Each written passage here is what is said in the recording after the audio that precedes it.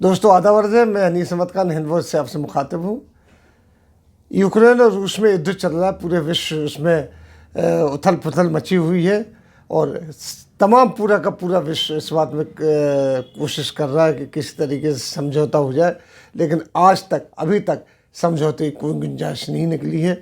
हालांकि रूस काफ़ी अंदर तक घुस आया है और उसमें सबसे बड़ी बात है कि हम भारत की क्या स्थिति है इस बात पे जिक्र करेंगे।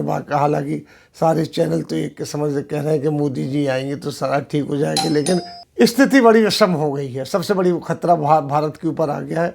खतरा ऐसे नहीं है, युद्ध का कोई खतरा नहीं, लेकिन यहाँ पे महंगाई चरम पर पहुँचने वाली है, क्योंकि पेट्रोलियम कीमत के जो है वहाँ की, रूस सबसे बड़ा सप्लायर था, उसकी वजह से उसकी वजह से पूरे देश में तकरीबन जो है $120 प्रति लीटर इसमें बढ़ोतरी हो गई है। इसके हिसाब से भारत में अगर देखा जाए तो चंद दिनों के अंदर जो पेट्रोल है वो 150-200 रुपये के तकरीबन बराबर पहुंच जाएगा। ये सबसे बड़ी चिंता भारत के लिए है। वहीं देखा जाए तो रक्षा सामान का 49% जो है भारत रूस से लेता था। अगर ये जंग चलती रही तो वो जो हमारी डील हुई है, कभी राजनाथ सिंह गए थे और तमाम तरीके की डील हुई हैं, उसमें हमें जो है ना काफ़ी रुकावट आ जाएगी और हमारा काफ़ी सामान रुक जाएगा। इसी तरीके से वहीं अगर एजुकेशन में देखा जाए तो 4,500 से भी ज़्यादा छात्र हमारे वहाँ पे मेडिकल की शिक्षा ले रहे थे और सब्जेक्ट में थे, जो कि उसमें से 1,500 तो अभी तक रिकॉर्ड में है कि यूक्रेन में फंसे हुए हैं, बाकी रूस में फंसे हुए हैं।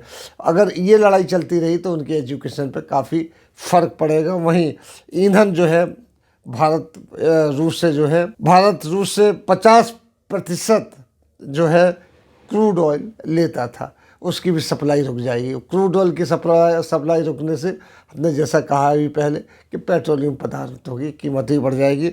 भारत को बड़ा नुकसान होने वाला है। इसमें हर चीज़ की महंगाई आएगी और हर चीज़ के दाम बढ़ते हुए नज़र आ रहे हैं। इस तरीके से 47,000 करोड़ से कहीं ज़्यादा कोयला भारत खरीदता था।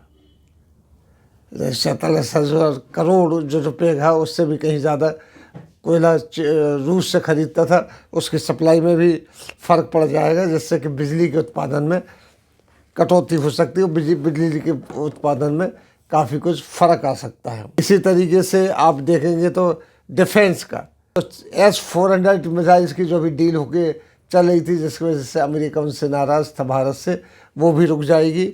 वहीं आप जानते हैं कि रूस है ना विश्व का सबसे बड़ा हथियार सप्लाई करने वाला देश हो, सबसे ज़्यादा हथियार सप्लाई करता है। वहीं सोने की कीमत, क्योंकि भारत 45,000 करोड़ से भी ज़्यादा सोना रूस से लेता है। इस तरीके से हमारे जो एक्सपोर्ट में भी काफ़ी फ़र्क पड़ जाएगा इस लड़ाई से, और हमारे यहाँ महंगाई चरम पे पहुंच जाएगी। हालांकि भारत तटस्थ बना हुआ है, किसी का साथ नहीं दे रहा, लेकिन इससे पहले देखा जाए तो भारत की जो फॉरेन पॉलिसी थी बड़ी अजीब सी हो गई थी। अजीब से मतलब वो कि रूस के साथ से हटके वो चीन के साथ चला गया था और चीन के साथ साथ वो अमेरिका लॉबी में चला गया था।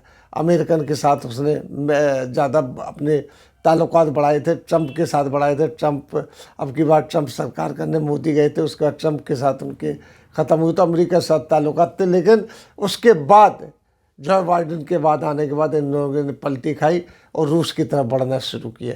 लेकिन अभी तक रूस से उतने ताल्लुकात नहीं हुए। हालांकि राजनाथ सिंह भी गए थे रूस और रक्षा की डील करके आए थे, जिसमें रक्षा उत्पादन के काफ़ी सामान उन्होंने वहाँ से ख़रीदा था।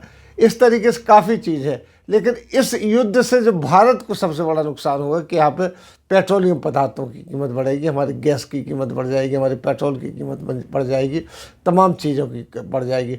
भारत जो तटस्थ है, न यूक्रेन की तरफ बोल रहा है, रूस की तरफ ज़्यादा झुकाव है उसका मतलब ये हुआ कि बड़े संभल के चल रहा है। वहीं पाकिस्तान की अगर देखा जाए, उसकी डिप्लोमेसी बिल्कुल एक तरफ, वो शुरू से रूस के साथ रहा, चाइना के साथ रहा। अब इमरान खान बीच लड़ाई में रशा में चले गए हैं मिलने के लिए, तो वो रूस से अपने संबंध बिल्कुल मजबूत किए हुए, क्योंकि उन्हें मालूम है कि अगर लड़ाई होगी तो उसमें रूस ही विजयी रहेगा और सारी की सारी दुनिया धुल के रूस की तरफ आ जाएगी। जिस तरीके से अभी देखा जा रहा है कि रूस किसी की बात नहीं मान रहा, वो अपने ही दम पे अटका हुआ है।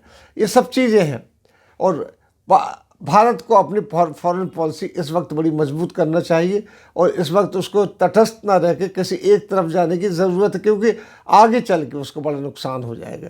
अमेरिका को देख लीजिए, अमेरिका एकदम से उसने यूक्रेन से हाथ हटा लिया।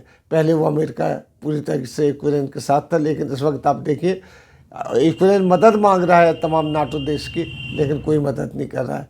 रूस उनके अंदर घुसा है और जंग बंदी तक की नौबत आ गई और यहाँ तक नौबत आ गई कि वो पूरे उस पर यूक्रेन पे कब्जा कर लेगा। आप देखिए तो रूस के राष्ट्रपति हैं, वो बिल्कुल अडंग है कि वो लड़ाई बंद नहीं करेंगे, बस हार जीत के साथ ही लड़ाई बंद करेंगे। ये चीज़ भारत की इस वक्त समझ में आती है कि भारत की हमारी फॉरेन पॉलिसी है जो कितनी गड़बड़ थी। अमेरिकन लॉबी जाने से उसको कोई फ़ायदा नहीं हुआ, नुकसान ही हो रहा था ज़्यादातर।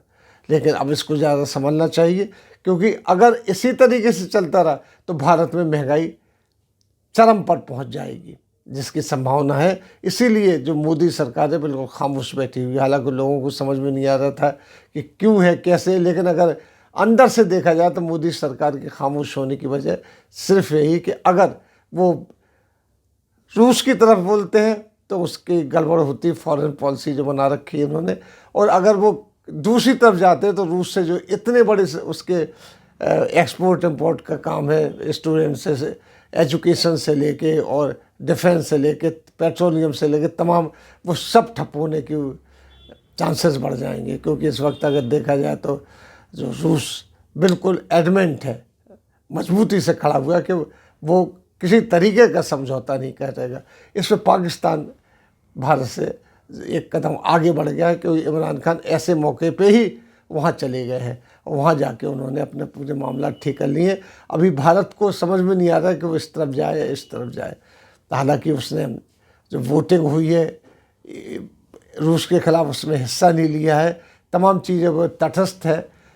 अब मोदी की तरफ से, अब हमारे फॉरेन मिनिस्ट्री की तरफ से कोई बयान नहीं जा रहा है और खामोश बैठे हुए हैं। ये क्या होगा आगे चल के देखने वाली बात है, लेकिन स्थिति बड़ी दरुण है, बड़ी नाजुक है, यानी बिल्कुल तलवार की धार में। अगर भारत इस वक्त उसी उम्मीद पे रहता जैसे पहले था कि हम अमेरिका के साथ जाएंगे, अमेरिका हमारी मदद करेगा, तो उसने देख लिया कि यूक्रेन में क्या हो रहा है। अमेरिका बिल्कुल मदद नहीं कर रहा है। अब आगे चल के देखिए होता क्या है। इसी के साथ हम आपसे विदा, अगले लिंक में फिर हाजिर होंगे। तब तक के लिए दीजिए हमें इजाज़त।